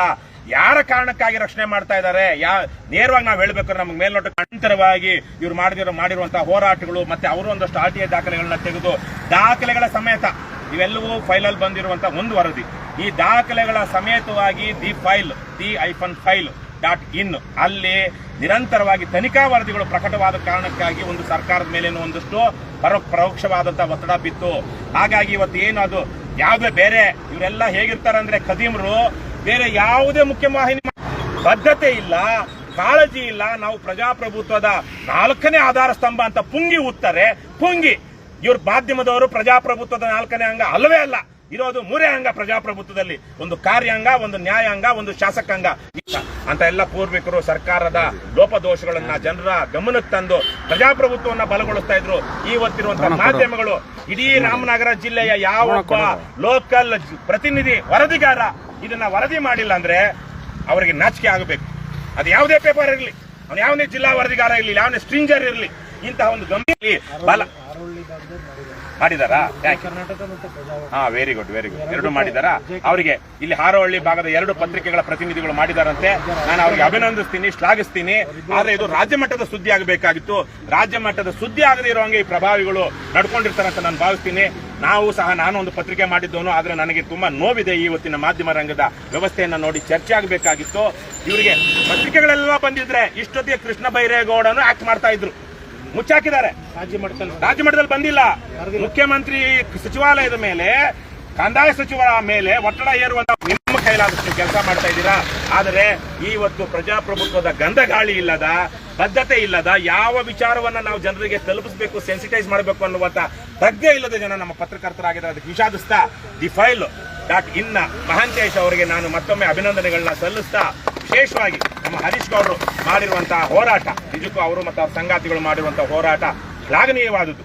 ಇವತ್ತು ಕರ್ನಾಟಕದಲ್ಲಿ ಕರ್ನಾಟಕ ರಾಷ್ಟ್ರ ಸಮಿತಿ ಪಕ್ಷ KRS ಪಾರ್ಟಿ ಇದು ಮಾಡಿದೆ, ಕದ್ದು ಮುಚ್ಚಿ ದಾಖಲೆ ಸೃಷ್ಟಿಸಿ ಅದರಲ್ಲಿ KRS ಪಕ್ಷದವರು ನಾವೆಲ್ಲ ಹೋಗಿ ಅಲ್ಲಿ ಒಂದಷ್ಟು ಹೋರಾಟ ಮಾಡಿ ಇದೇ ತರದ 2 ಎಕರೆ ಖರಾಬು ಭೂಮಿ, ಇದರ 4ರಷ್ಟು ಬೆಲೆ ಬಾಳುವ ಜಮೀನು, ಅದು ಇಲ್ಲೇನಿದೆ ಇದರ 4ರಷ್ಟು ಬೆಲೆ ಬಾಳುವ ಜಮೀನು ಬೊಮ್ಮನ ಬೇಗೂರಲ್ಲಿ. ಆ ಜಮೀನಿನ ಹರೀಶ್ ಕುಮಾರ್ ಅವರಿಗೆ, ಹರೀಶ್ ಗೌಡ್ರಿಗೆ ಅವರು ಮಾಡಿರುವಂತಹ ಹೋರಾಟವನ್ನ ಶ್ಲಾಘಿಸಿ, ಸ್ವಲ್ಪ ದೊಡ್ಡದೇನಪ್ಪ ಟೋಪಿ ಎಲ್ಲ ಒಂದೇನಾ, ಸೇಮ್ ಸೈಜಾ, ಅವರಿಗೆ ಗಾಂಧಿ ಟೋಪಿಯನ್ನು ಅವ್ರು ಮಾಡಿರುವಂತಹ ಏನಂತಾರೆ ಅಹಿಂಸಾತ್ಮಕವಾದ ಶಾಂತಿಯುತ ಮಾರ್ಗದಲ್ಲಿ ಮಾಡಿರುವಂತಹ ಇಂತಹ ಸತ್ಯಾಗ್ರಹದ ಹೋರಾಟಕ್ಕೆ ಶ್ಲಾಘಿಸ್ತಾ ಅವರಿಗೆ ನಮ್ಮ ಪಕ್ಷದ ವತಿಯಿಂದ ರಾಜ್ಯದ ಜನರ ಪರವಾಗಿ ಪೂರ್ವಕವಾಗಿ ಅಭಿನಂದನೆಗಳನ್ನ ಸಲ್ಲಿಸ್ತಿದ್ದೀನಿ. ಅವರು ಇಂತಹ ಹೋರಾಟಗಾರರು ಇವತ್ತು ರೈತ ಸಂಘದಲ್ಲಿರ್ಬೋದು, ಬೇರೆ ಕಡೆಗಳಿರ್ಬೋದು, ಬಹಳ ಕಡಿಮೆ ಇದ್ದಾರೆ. ರೈತ ಸಂಘದಲ್ಲೂ 10 ರೈತ ಸಂಘಗಳಾಗಿದೆ. ಆದರೆ ಇಂತಹ ವಿಚಾರವಾಗಿ ಹೋರಾಟ ಮಾಡುವಂತ ರೈತ ಸಂಘದ ಪದಾಧಿಕಾರಿಗಳು ಬಹಳ ಕಡಿಮೆ ಇದ್ದಾರೆ. ಎಷ್ಟೋ ಕಡೆಗಳಲ್ಲಿ ನನಗೆ ಗೊತ್ತಿಲ್ಲ ಅವ್ರು ಯಾವ ಬಣ ಏನ್ ಬಣ ಅಂತ. ಇವ್ರು ಹೋರಾಟ ಮಾಡ್ತಾ ಇದ್ರು, ಇವ್ರ ಸಂಘದ ಇವ್ರ ಅಧ್ಯಕ್ಷರಲ್ಲೇ ಬುಕ್ ಮಾಡ್ಕೊಂಡ್ಬಿಡ್ತಾರೆ. ಅಲ್ಲಿ ಬುಕ್ ಮಾಡ್ಕೊಂಡು ಅಲ್ಲಿಂದ ಫೋನ್ ಮಾಡ್ತಾರೆ, ಹರೀಶ ಗೋಡ ಬಿಟ್ಬಿಡೋ ನಮ್ಮವರು ಅವರು ಅಂತ. ಈ ತರ ನಡೀತಾ ಇದೆ. ಅಂತದ್ರಲ್ಲೂ ಅವ್ರು ಯಾವ ಪ್ರೆಷರ್ ತಡ್ಕೊಂಡು ಹೆಂಗ್ ಮಾಡಿದ್ರು ಗೊತ್ತಿಲ್ಲ. ಅವರಿಗೆ ಮತ್ತೆ ಕುಮಾರ್ ಎಲ್ಲ ಅವ್ರಿಗೆ ಜೊತೆಗೆ ನಿಂತಿದ್ದಕ್ಕೆ ನೀವೆಲ್ಲ ಜೊತೆಗೆ ನಿಂತಿದ್ದೀರಾ. ಒಂದು ಸಂಘಟಿತ ಯಾವುದೇ ಇಂಥ ಪ್ರಯತ್ನ ಏಕಾಂಗಿಯಾಗಿ ಆಗೋದಿಲ್ಲ. ನೈತಿಕ ಬೆಂಬಲ ಬೇಕಾಗುತ್ತೆ, ಜೊತೆಗೆ ಸಂಗಾತಿಗಳು ಬೇಕಾಗುತ್ತೆ. ನೀವೆಲ್ಲ ಅದನ್ನ ಮಾಡಿರೋದಕ್ಕೆ ನಾನು ನಿಮ್ಮೆಲ್ಲ ನೀವಿಬ್ರು ನಿಮ್ಮ ಹಿಂದೆ ಇರುವಂತಹ ನಿಮ್ಮ ಜೊತೆಗಿರುವಂತಹ ಎಲ್ಲಾ ಸಂಗಾತಿಗಳ ಪ್ರತಿನಿಧಿಗಳು, ಅವರೆಲ್ಲರ ಪರವಾಗಿ ನಾವು ನಿಮಗೆ ಈ ಹಾರ ಹಾಕಿ ಗಾಂಧಿ ಟೋಪಿ ತೊಡಿಸಿ ಅಭಿನಂದನೆಗಳನ್ನ ಸಲ್ಲಿಸ್ತಾ ಇದ್ದೀವಿ. ನಿಮಗೆ ಶುಭವಾಗ್ಲಿ, ನಿಮ್ಮ ಹೋರಾಟ ಶುಭವಾಗ್ಲಿ. ನಾವು ಈ ಅದೇನಿದೆ ಇವತ್ತಲ್ಲ ನಾಳೆ ನೀವೇ ಮಾಡಿದ್ದೀರಾ, ಬಹಳ ಚೆನ್ನಾಗಿ ಮಾಡಿದ್ದೀರಾ. ನನಗಂತೂ ಇತ್ತೀಚಿನ ದಿನಗಳಲ್ಲಿ ನಿಮ್ಮ ಹಾಗೆ ಪ್ರಾಮಾಣಿಕವಾಗಿ ಒಂದು ವಿಚಾರವನ್ನ ಹೀಗೆ ತೆಗೆದುಕೊಂಡು ಒಂದು ತಾರ್ಕಿಕ ಹಂತದ ತನಕ ತೆಗೆದುಕೊಂಡು ಹೋಗಿರುವಂತಹ ಹೋರಾಟಗಾರರು ತುಂಬಾ ಕಡಿಮೆ ಕಾಣಿಸಿದ್ದಾರೆ. ಹಾಗಾಗಿ ನೀವು ಇದನ್ನ ಮುಂದುವರಿಸಿ, ನಿಮ್ಮ ಜೊತೆಗೆ ನಾವಿದ್ದೀವಿ. ಯಾವ ಪೇಪರಲ್ಲಿ ಟಿವಿಯಲ್ಲಿ ಬರಲಿ ಬಿಡ್ಲಿ, ಇದನ್ನ ಲಕ್ಷಾಂತರ ಜನ ನೋಡ್ತಾ ಇದ್ದಾರೆ. ಲಕ್ಷಾಂತರ ಜನ ನಮ್ಮದನ್ನ ನೋಡ್ತಾರೆ. ಇದು ಇವತ್ತಲ್ಲ, ಇನ್ನು 10 ವರ್ಷ ಆದ್ರೂ ವಿಡಿಯೋಗಳಲ್ಲಿ ದಾಖಲಾಗಿರುತ್ತೆ. ಏನಾಯ್ತು ಇಲ್ಲಿ ಅನ್ನೋದು. ಇವತ್ತು ನಾನು ಸಹ ದಿ ಫೈಲ್ ಇದರಲ್ಲಿ ಒಂದು ಪ್ರೋಗ್ರಾಮ್ ಮಾಡಿದೆ, 3 ಎಪಿಸೋಡ್ ಬಂತು. ಹರೀಶ್ ಗೌಡ್ರು ಮಾತಾಡಿರೋದು ಅದೊಂದು ಎಪಿಸೋಡ್ ಅಲ್ಲಿ ಬಂತು, ದಾಖಲಾಗಿದೆ. ಇವತ್ತು ಚಾರಿತ್ರಿಕವಾದ ಹೋರಾಟ. ಈಗ ಮುಂದಕ್ಕೆ ಕಡು ನೀಚ ರಿಯಲ್ ಎಸ್ಟೇಟ್ ಯಾರಾದ್ರೂ ಇದಾರೆ ಅಂದ್ರೆ, ರಿಯಲ್ ಎಸ್ಟೇಟ್ ಏಜೆಂಟ್ರು ಅಥವಾ ಉದ್ದಿಮೆದಾರರು, ಅದು KADB, KHB, BDA ಮತ್ತು ಸ್ಥಳೀಯ ನಗರಾಭಿವೃದ್ಧಿ ಪ್ರಾಧಿಕಾರಗಳು ವಶಪಡಿಸಿಕೊಳ್ತಾರಲ್ವಾ ಇವರು. ನಾನು ಸಹ ಒಂದು ಈ ತರಹದ್ದೇ ಭೂಮಿ ಸ್ವಾಧೀನಕ್ಕೊಳಪಟ್ಟಿರುವಂತಹ KIDB ಎಂದ ಭೂಮಿ ಸ್ವಾಧೀನಕ್ಕೊಳಪಟ್ಟಿರುವಂತಹ ಗ್ರಾಮದಿಂದ ಬಂದಿರೋನು. ಬೆಂಗಳೂರಿನ ಸುತ್ತಮುತ್ತಲ ಬೊಮ್ಮಸಂದ್ರ ಕೈಗಾರಿಕಾ ಪ್ರದೇಶ ಅಂದ್ರೆ ಬಹಳ ಹೆಸರುವಾಸಿಯಾದದ್ದು. ಆ 40 ವರ್ಷಗಳಿಂದಾನೇ ನಮ್ಮೂರಿನ ಗ್ರಾಮದ ಬಹುತೇಕ ಜಮೀನು ಕಳ್ಕೊಂಡ್ರು. ನಮ್ಮ ಹಿರಿಯರದು, ನಮ್ಮ ಪೂರ್ವಿಕರದು, ನಮ್ಮ ಮುತ್ತಜ್ಜರದ್ದು ಜಮೀನು ಏನು ಉಳುಮೆ ಮಾಡ್ತಾ ಇದ್ರು ಅದೆಲ್ಲ KIDBಗೆ ವಶಪಡಿಸಿಕೊಳ್ಳಲಾಯಿತು. ಆದ್ರೆ ಒಂದು ದಿವಸವೂ KIDB ಅವರು ರೈತರಿಗೆ ಕರೆದು, ಯಾರು ಜಮೀನು ಕಳ್ಕೊಂಡಿದ್ದಾರೆ ಅವ್ರು ಕರೆದು ಒಂದು ಸೆಮಿನಾರು, ಒಂದು ವರ್ಕ್ಶಾಪ್ ಮಾಡಿ, ನಿಮ್ಮ ಜಮೀನನ್ನು ನಾವು ಕಿತ್ಕೊಳ್ತಾ ಇದ್ದೀವಿ, ಸ್ವಾಧೀನ ಮಾಡ್ಕೊಳ್ತಾ ಇದ್ದೀವಿ, ಇದ್ರ ಮೂಲಕ ಒಂದಷ್ಟು ಕೈಗಾರಿಕೆಗಳು ಬರುತ್ತೆ, ಬೇರೆ ಬೇರೆ ಕಡೆ ಇರೋರಿಗೆ ಉದ್ಯೋಗ ಅವಕಾಶಗಳು ಸಿಗುತ್ತೆ, ನೀವು ಬೆಳವಣಿಗೆ ಆಗ್ತೀರಾ, ಇದು ದೇಶದ ಅಭಿವೃದ್ಧಿಗೆ ಅತ್ಯವಶ್ಯಕ. ಆದ್ರೆ ನೀವು ಇಷ್ಟು ದಿವಸ ಉಳುಮೆ ಮಾಡ್ತಿದ್ದಂಥವ್ರು, ಜೀವನೋಪಾಯ ಕಂಡುಕೊಂಡಿದ್ದಂಥವ್ರು, ಇನ್ನು ಮೇಲೆ ನಿಮ್ಗೆ ನಾಳೆಯಿಂದ ಅದಿರೋದಿಲ್ಲ. ಆದ್ರೆ ಅದೇ ಸಂದರ್ಭದಲ್ಲಿ ಇಲ್ಲಿ ಯಾವ ಕಾರ್ಖಾನೆ ಬಂತು ಅಂದ್ರೆ ಅಲ್ಲಿ ನಿಮ್ಗೆ ಕೆಲಸ ಮಾಡೋದಕ್ಕೆ ಬೇಕಾದಂತಹ ತಾಂತ್ರಿಕ ನೈಪುಣ್ಯತೆನೂ ಇರೋದಿಲ್ಲ. ಹಾಗಾಗಿ ನಿಮಗೆ ಏನು ಪರಿಹಾರ ಕೊಡ್ತಿದೀವಿ ಅದರಲ್ಲಿ ಎಲ್ಲಾದ್ರೂ ಒಂದ್ ಕಡೆ ಜಮೀನ್ ತಗೊಳ್ಳಿ, ಎಲ್ಲಾದ್ರೂ ಒಂದ್ ಕಡೆ ಸೈಟ್ ತಗೊಳ್ಳಿ, ನಿಮ್ಮ ಸ್ಕಿಲ್ಸ್ ಏನಿದೆ, ನಿಮ್ಮ ಎಜುಕೇಶನ್ ಏನಿದೆ ಅದರ ಅನುಸಾರವಾಗಿ ಯಾವುದೋ ಒಂದು ಉದ್ಯಮ ಮಾಡಿ ಇಂತ ಹೇಳುವಂತ ಯಾವುದೇ ಒಂದು ಜವಾಬ್ದಾರಿಯುತವಾದಂತಹ ಕೆಲಸವನ್ನ ಈ ಬದ್ಮಾಶ್ KIDB, KHB, BDAದ ಅಧಿಕಾರಿಗಳು ಇವತ್ತಿನ ತನಕ ಮಾಡಿಲ್ಲ. ಅವ್ರ ಯೋಗ್ಯತೆಗೆ ಅವ್ರಿಗೇನು ಇವತ್ತಿಗೂ KIDB ಅನ್ನುವಂಥದ್ದು ನೆನ್ನೆ ತಾನೇ ನೋಡ್ತಾ ಇದೆ, ಅವನು 15-20 ಲಕ್ಷ ತಗೊಳ್ಳೋದಕ್ಕೆ ಅವನು ಇದಾಗಿದ್ದಾನಂತ. ಜಮೀನ್ ರೈತರದ್ದು, ದುಡ್ಡು ರೈತಂದ್ರು. ಆದ್ರೆ KIDB ಇರುವಂತ ಅಧಿಕಾರಿಗಳು, ಬದ್ಮಾಶ್ ಅಧಿಕಾರಿಗಳು, ಅವರಿಗೆ ಪರಿಹಾರ ಕೊಡೋದಿಕ್ಕೆ ಇವ್ರ ಹತ್ರ ಲಂಚ ತಗೊಳ್ತಾರೆ. ಅಂದ್ರೆ ಇವತ್ತಲ್ಲ ನಾಳೆ ಜನ ಕೈಕಾಲು ಮುರಿತಾರೆ. ಈ ಬದ್ಮಾಶ್ಗಳನ್ನ ಇವತ್ತಲ್ಲ ನಾಳೆ ಮುರಿತಾರೆ, ಜೈಲ್ಗೆ ಹಾಕಿಸ್ತಾರೆ. ಅಂತ ದಿವಸ ಬರುತ್ತೆ. ಅದಕ್ಕೆ ಅವಕಾಶ ಕೊಡದೆ ದಯವಿಟ್ಟು ಸಂಬಳದಲ್ಲಿ ಬದುಕ್ರಯ್ಯ, ಮಾನ ಮರ್ಯಾದೆಯಿಂದ ಬದುಕ್ರಯ್ಯ, ದೇಶ ಸೇವೆ ಮಾಡ್ರಯ್ಯ. ದೇಶದ ಗಡಿಯಲ್ಲಿ ಸೈನಿಕರು ಹೇಗೆ ದೇಶ ಕಾಯ್ತಾ ಇದ್ದಾರೋ ಅದೇ ತರಕ್ಕೆ ದೇಶದ ಗಡಿಯೊಳಗಡೆ ದೇಶ ಕಟ್ಟುವಂತಹ ಜನರು ಕಂಡ್ರಯ್ಯ ನೀವು. ಸರ್ಕಾರಿ ಅಧಿಕಾರಿಗಳು, ಅದು ಯಾವುದೇ ಇಲಾಖೆ ಇರಲಿ, ಸರ್ಕಾರಿ ಅಧಿಕಾರಿಗಳು ಬಹಳ ದೊಡ್ಡ ಜವಾಬ್ದಾರಿ. ಯಾವುದೋ ಒಂದು ಪೂರ್ವಜನ್ಮದ ಪುಣ್ಯದ ಫಲ ಅಂತೇಳಿ ನಿಮ್ಗೆ ಇವತ್ತು ಕೈ ತುಂಬಾ ಸಂಬಳ ಸಿಗುವಂತಹ ಜನರ ಸೇವೆನೂ ಮಾಡುವಂತ ಒಂದು ಅವಕಾಶ ಸಿಕ್ಕಿದೆ. ಅದು ಬಿಟ್ಟು ಸಂಬಳ ನನ್ನ ಹಕ್ಕು, ಗಿಂಬಳ ನನ್ನ ತಾಕತ್ತು, ಕೆಲಸ ನನ್ನ ಮರ್ಜಿ ಅನ್ನುವಂತಹ ದುರಾಚಾರದಲ್ಲಿ ತೊಡಗಿದ್ರೆ ನಿಮಗೆ, ನಿಮ್ಮ ಕುಟುಂಬಗಳಿಗೆ ನೆಮ್ಮದಿ ಇರೋದಿಲ್ಲ, ನಿಮ್ಗೆ ಆರೋಗ್ಯ ಇರೋದಿಲ್ಲ. ನರಳಿ ನೀವು ನಿವೃತ್ತ ಬದುಕನ್ನ ಕಳೆಯುವಂತಹ ದುರ್ದಿನಗಳು ಬರುತ್ತೆ. ಯಾಕಂದ್ರೆ ನಿಮ್ದು ಸ್ವಯಂಕೃತ ಅಪರಾಧ, ಬೇರೆ ಯಾರೋ ಮಾಡಿರೋದಲ್ಲ. ನೀವೇ ಮಾಡ್ಕೊಂಡಿರುವಂತ ತಿನ್ನಬಾರದನ್ನ ಅಮೇಧ್ಯವನ್ನ ತಿಂದಿರುವಂತ ನಿಮ್ಮದೇ ಸ್ವಯಂಕೃತ ಅಪರಾಧ. ಹಾಗೆ ಮಾಡಬೇಡಿ ಅಂತ ಹೇಳ್ತಾ ಕೃಷ್ಣ ಬೈರೇಗೌಡರು ಈ ಕೂಡಲೇ ಅವರ ಮೇಲೆ ಯಾರೆಲ್ಲ ನಾನು ಹೇಳಿದಲ್ವಾ, ಬಿನೋಯ್ ಕೆ ಎಸಿ ಇದು ಅಲ್ಲೊಬ್ಬ DC ಬಗ್ಗೆ ಹೇಳ್ತಾ ಇದ್ರು, ಏನೋ ಎಲ್ಲಿಂದ ಪರಮ ಭ್ರಷ್ಟ ಇರಬೇಕು, ಎಲ್ಲೆಲ್ಲ ಮಾಡಬಾರ್ದು ಅಕ್ರಮಗಳನ್ನ ಮಾಡಿ ಇಲ್ಲಿ ಬಂದಿದ್ದಾರೆ. DK ಶಿವಕುಮಾರ್ ತರದವ್ರಿಗೆ ಅಂತವ್ರೆ ಬೇಕು, ಅವ್ರು ಹೇಳಿದ್ದ ಅಕ್ರಮಗಳನ್ನ ಮಾಡೋ ತರದವರೇ ಬೇಕು. ಅದನ್ನೇ ಯಾರು ಅವನ DC ಅವನೊಬ್ಬ DC ಅಂದ್ರೆ ನಂಜುಂಡ ಸ್ವಾಮಿ ಅವರು ಹೇಳಿದ್ರು, ಅವನು ಜಿಲ್ಲೆಯ ನಂಬರ್ 1 ಕೂಲಿ, ಮೊದಲ ಕೂಲಿ, ಜಿಲ್ಲೆಯ ನಂಬರ್ 1 ಕೂಲಿ. ಅವನು ಜನರ ಸೇವೆಗಾಗಿ ಅತಿ ಹೆಚ್ಚು ಜವಾಬ್ದಾರಿ ಇರುವಂತಹ, ಅತಿ ಹೆಚ್ಚು ಅಧಿಕಾರ ಇರುವಂತಹ ಜನಸೇವಕ ನಂಬರ್ 1 ಕೂಲಿ ಅವನು. ಅಂತ ಕೂಲಿ ಹೋಗಿ DK ಶಿವಕುಮಾರ್ ಹೇಳ್ದಂಗೆ DK ಶಿವಕುಮಾರ್ ಬೂಟ್ ನೆಕ್ತೀನಿ ಅನ್ನುವಂತ, ಇಲ್ಲಾಂದ್ರೆ ನೀನ್ DC ಆದ್ರೆ ಪ್ರಧಾನಮಂತ್ರಿ ಹೆಂಡತಿನ ನೇಪಾಳದಲ್ಲಿ ಅಟ್ಟಾಡ್ಸ್ಕೊಂಡು ಹೋಗಿ ಬೆಂಕಿ ಹಚ್ಚಿ ಸುಟ್ರೋ ಮೂರ್ಖರ. ಅದೇ ತರೀಕೆ ನೇಪಾಳದ ಹಣಕಾಸು ಸಚಿವರನ್ನ ರಸ್ತೆಯಲ್ಲಿ ಅಟ್ಟಾಡಿಸ್ಕೊಂಡು ಹೋಗೋಡಿದ್ರು. ಇನ್ನು ನೀನ್ DC ಆಗಿದ್ರೆ ಏನು, AC ಆಗಿದ್ರೆ ಏನು, SP ಆಗಿದ್ರೆ ಏನು, DGP ಆಗಿದ್ರೆ ಏನು, ಜನ ಕೇರ್ ಮಾಡೋದಿಲ್ಲ ಅವರಿಗೆ ಆಕ್ರೋಶದ ಕಟ್ಟೆ ಮೀರಿದಾಗ. ಹಾಗಾಗಿ ನೀವು ದಯವಿಟ್ಟು ಇದನ್ನ ತಿಳ್ಕೊಳ್ಳಿ. ನಾನು ಎಚ್ಚರಿಕೆ ಕೊಡ್ತಾ ಇದ್ದೀನಿ, ಈಗ ಹೇಳ್ತಾನೆ ಬರ್ತಾ ಇದ್ದೀನಿ. ಸಂಯಮದಿಂದ ಕೈ ಮುಗಿದು ಕೇಳಿದ್ದೀನಿ, ವಿನಯದಿಂದ ಹೇಳಿದ್ದೀವಿ, ನಿಮ್ಮ ಜವಾಬ್ದಾರಿಗಳನ್ನ ನೆನಪಿಸಿದ್ದೀವಿ, ಸೌಜನ್ಯದಿಂದ ಹೇಳಿದ್ದೀವಿ. ನೀವು ಈಗಲೂ ಪಾಠ ಕಲೀಲಿಲ್ಲ ಅಂದ್ರೆ ಸರ್ಕಾರಿ ಅಧಿಕಾರಿಗಳು, ಭ್ರಷ್ಟ ಅಧಿಕಾರಿಗಳು, ನಿಮಗೆ ಇವತ್ತಲ್ಲ ನಾಳೆ ಮುಂದಕ್ಕಿದೆ ಮಾರಿ ಹಬ್ಬ. ಏನಿದೆ? ಮಾರಿ ಹಬ್ಬ ಮುಂದಕ್ಕಿದೆ. ನಿಮ್ಮ ಪಾಪಗಳನ್ನ ತೊಳೆಯುವಂತ ದಿನಗಳು ಬರುತ್ತೆ. ಅದಕ್ಕೆ ಅವಕಾಶ ಮಾಡಿಕೊಡದೆ ಪಶ್ಚಾತ್ತಾಪ ಮತ್ತು ಪ್ರಾಯಶ್ಚಿತ್ತ ಅರ್ಥ ಮಾಡ್ಕೊಳ್ಳಿ. ಆಧ್ಯಾತ್ಮದ ವಿಚಾರ ಹೇಳ್ತಾ ಇದ್ದೀನಿ.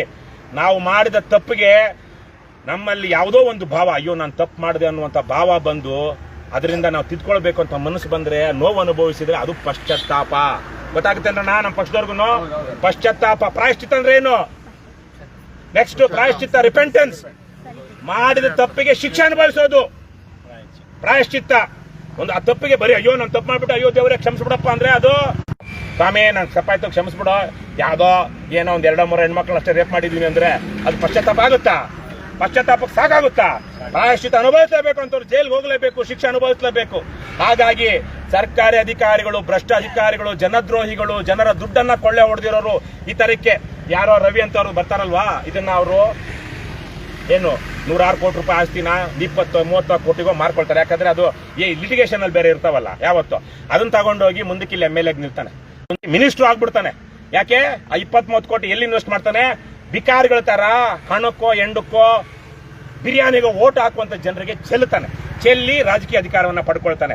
ಅಕ್ರಮಗಳು ಮಾಡಿರುವಂತಹ, ಅಕ್ರಮಗಳ ಮೂಲಕ ದುಡ್ಡು ಮಾಡಿರುವಂತಹ, ಬ್ಲಾಕ್ ಮನಿ ಇರುವಂತಹ ಜನರೆಲ್ಲರ ಅಂತಿಮ ಗುರಿ ಯಾವುದು? ರಾಜಕಾರಣ. ಜನರಿಗೆ ದುಡ್ಡು ಕೊಟ್ಟು ಓಟ್ ಹಾಕ್ಕೊಳ್ಳುವಂಥದ್ದು. ಹಾಗಾಗಿ ನಾವು ಯಾಕೆ ಹೋರಾಟ ಮಾಡ್ತಿದ್ವಿ? ಕೇವಲ ಸರ್ಕಾರಿ ಭೂಮಿ ಉಳಿಸೋದಿಕ್ಕಲ್ಲ, ಸಮಾಜದಲ್ಲಿ ನೈತಿಕತೆ ಮೌಲ್ಯ ನಿಲ್ಸೋದಿಕ್ಕೆ, ಅದ್ರ ಜೊತೆಗೆ ಭ್ರಷ್ಟರು ರಾಜಕಾರಣಕ್ಕೆ ಬರದೇ ಇರೋ ಪಡೆಯೋದಿಕ್ಕೆ. ಹಾಗಾಗಿ ದಯವಿಟ್ಟು ನಾನು ಮತ್ತೊಮ್ಮೆ ಕೈ ಮುಗಿದು ಕೇಳ್ಕೊಳ್ತೀನಿ ಸರ್ಕಾರಿ ಅಧಿಕಾರಿಗಳಿಗೆ, ನಿಮ್ಮ ಎಲ್ಲ ದುರಹಂಕಾರ, ದುರಾಚಾರ, ಶಿಷ್ಟಾಚಾರಗಳನ್ನೆಲ್ಲ ಬಿಟ್ಟು ಪ್ರಾಮಾಣಿಕವಾಗಿ ಕೆಲಸ ಮಾಡಿ. ಜಿಲ್ಲಾಧಿಕಾರಿ, ಬೆಂಗಳೂರು ದಕ್ಷಿಣ ಜಿಲ್ಲೆಯ ಜಿಲ್ಲಾಧಿಕಾರಿ ಯಶವಂತ್ ಗುರ್ಕಾರ್, ನಿಮಗೆ ಕನಿಷ್ಠ ಪ್ರಜ್ಞೆ ಇದ್ರೆ ಇಲ್ಲಿ ಏನಾಗಿದೆ ಅಕ್ರಮಗಳನ್ನ ತನಿಖೆ ಮಾಡಿಸಿ ಶಿಕ್ಷೆ ಆಗುವಾಗ ಮಾಡಿ. ಆದಿತ್ಯ ಅಮ್ಲಾನ್ ಬಿಸ್ವಾಸ್, ನೀವು ಅಲ್ಲಿಗೆ ನಿಲ್ಬಾರ್ದು. ನೀವೇ ಕೊಟ್ಟಿರುವಂತಹ ವರದಿ ಇಲ್ಲಿ ತನಕ ಅನುಷ್ಠಾನಕ್ಕೆ ಬಂದಿಲ್ಲ. ಬಹಳ ಮುಖ್ಯವಾಗಿ ಯಾರು ಮಾಡೋದು ಬೇಡ. ನಮ್ಮ paper tiger, TV social media tiger ಯಾರಪ್ಪ? ಕೃಷ್ಣ ಬೈರೇಗೌಡ. ನಿಮಗೆ ನಿಜಕ್ಕೂ ಅಷ್ಟೇ. ನೀವು ದಯವಿಟ್ಟು ಕೈ ಮುಗಿತೀನಿ, ನಿಮ್ಗೊಂದು ಕೆಲಸ ಮಾಡಿ.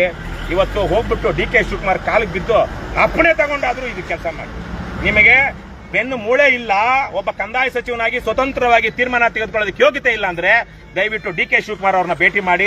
DK ಶಿವಕುಮಾರಿಗೆ ಉಪಮುಖ್ಯಮಂತ್ರಿ, ಮುಂದೆ ಮುಖ್ಯಮಂತ್ರಿನೂ ಆಗಬಹುದು. ಅವರು ಮುಖ್ಯಮಂತ್ರಿ ಆಗ್ತಿರುವಾಗ ಇಂಥ ಒಂದು ಅನ್ಯಾಯ ಅಕ್ರಮ ನಡೆದಿದೆ ಅಂದ್ರೆ ಅದನ್ನು ಮುಚ್ಚಾಕ್ಬಿಡೋ ಕೃಷ್ಣ ಬೈರೇಗೌಡ ಅಂತ ಹೇಳುವಂತ ಮಾತು ಧೈರ್ಯ ತೋರಿಸಲ್ಲ ಅಂತ ನಾನು ಭಾವಿಸ್ತೀನಿ.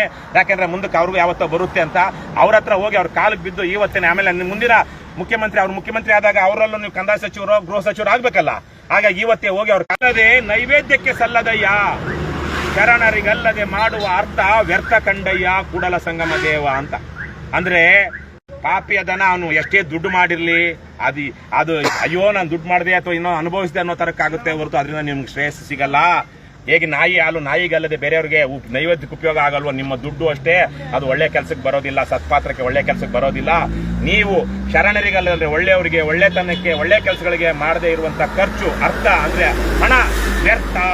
ಆ ಹಣ ವ್ಯರ್ಥ, ಅದು ಇದ್ರೂ ಅಷ್ಟೇ ಇಲ್ದಿದ್ರು ಅಷ್ಟೇ ಅನ್ನುವಂಥ ಮಾತನ್ನ ಹೇಳ್ತಾರೆ. ದಯವಿಟ್ಟು ಅದನ್ನ ಜ್ಞಾಪಕ ಇಟ್ಕೊಳ್ಳಿ. ಈ ರವಿ ಅನ್ನುವಂಥ ಏನು ನೀವೇನಾದ್ರೂ ಯಾರಿದ್ದಾರೆ ನೀವು ರವಿ ಏನು ಸಣ್ಣಪ್ಪನಿಂದ ಏನೇನು ಆಕ್ರಮಣ ಮಾಡಿ ತೆಗೆಸ್ಕೊಂಡು ಇವತ್ತು ಒಂದು ಅದೆಷ್ಟು ಲಕ್ಷ ಖರ್ಚು ಮಾಡಿದ್ರೋ ಗೊತ್ತಿಲ್ಲ. ಯಾಕ್ರಯ್ಯ ಮಾಡ್ತೀರಾ, ಯಾಕ್ರಯ್ಯ ಬದುಕ್ತೀರಾ ಇಂಥ ಬದುಕು?